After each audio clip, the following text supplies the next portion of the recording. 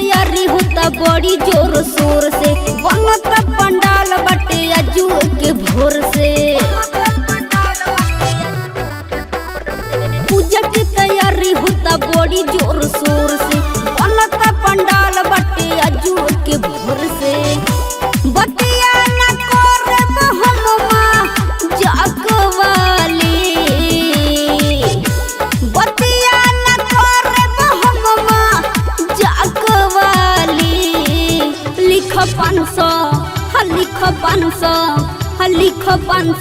देतिया फराक वाली लेला चंदा देतिया फराक वाली लेला चंदा देतिया फराक वाली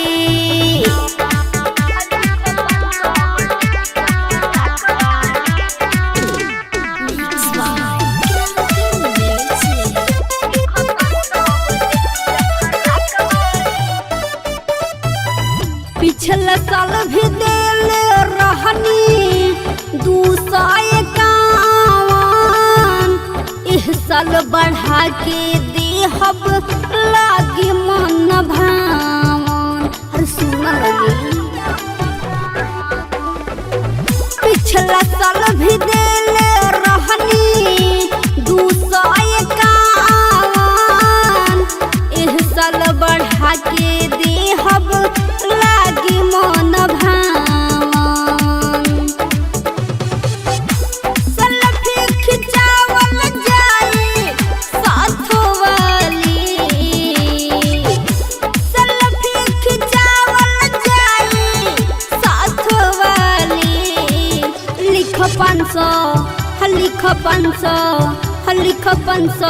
देतिया फराक वाली लेला चंदा देतिया फराक वाली लेला चंदा देतिया फराक वाली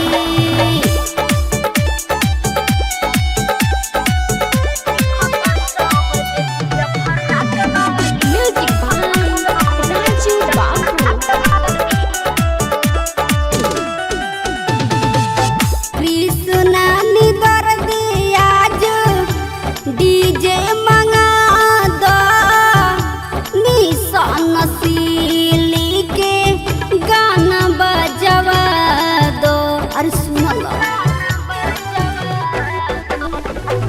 कृष्णा निदर आज डीजे मंगा दो निशान सीली के गाना बजवा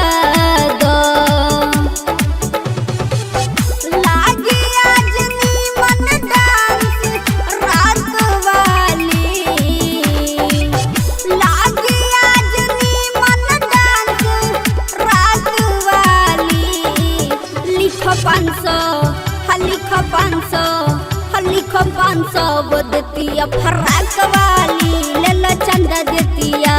फराक वाली लेला चंदा देतिया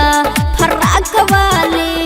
पूजा की तैयारी होता बड़ी जोर शोर से बनत पंडाल अजू के भोर से बतिया न करब हनुमा जागवाली लिख 500 देतिया फराक वाली लेला चंदा देतिया फराक वाली लेला चंदा देतिया फराक वाली लिख 500 देतिया फराक वाली लेला चंदा देतिया फराक वाली लेला चंदा देतिया